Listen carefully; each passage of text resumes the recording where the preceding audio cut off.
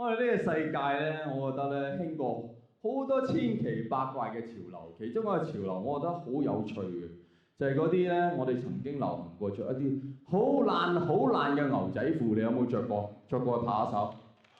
有嚇？你有冇覺得好奇怪？就係喂嗰啲牛仔褲，我當時嘅感覺就係、如果唔係法老王留翻俾你嘅咧，你係唔會有搞到咁爛嘅喎。總之就係木乃伊都會話我唔同你交換著，我唔著。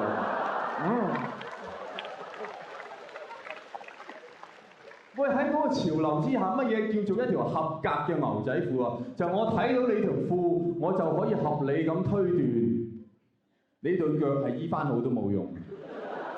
哇！無端端個膝頭哥有4個大窿，肯定係俾黃色炸藥炸過啊！你哋腳肯定係義肢啦。喺個腰圍旁邊分別左右有2條4寸長嘅刀痕，一睇知道冇除褲做變性手術啦。點解會流行呢挺褲嘅咧？真係諗爆我腦，我都諗唔明。但係唔緊要，明又好，唔明又好，總之係潮流，我就跟到足。好似而家啲電話嘅潮流，各位啊，嗰種科技我唔明嘅，我照跟。我唔知佢哋發明咗啲咩科技嘅。總之而家我個電話1到3個月我就要買過一部，係嘛？你覺唔覺得嗰啲咩科技咧？係咪佢做咗啲咩電流咧？總之部電話你一用到3個月，OK 換電話。1到3個月你講電話就係、喂，阿強，邊度買電話咯？做咩講唔到啦嘛？部電話講唔到啦，你聽唔到咩？唔係你唔覺得窒窒下咩？咪咯，咁咪有問題咯！我講嘢係窒窒下噶嘛，你唔覺得窒窒下就有問題啦？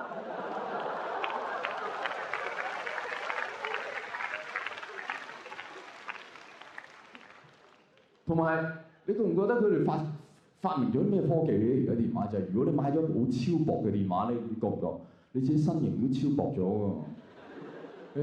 企出嚟好界下咁樣，自己好似哇！如果你買咗係跣出嚟啲電話，跣得好有型咧，你覺得我自己跣出嚟都好有型啊！我每次落的士之前咧，我都開個電話跣一跣，然後跟住自己，哇！真係巨星咁啊！覺得自己。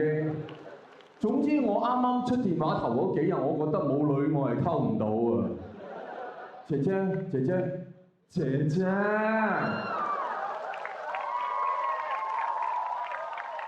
啲橙點賣啊？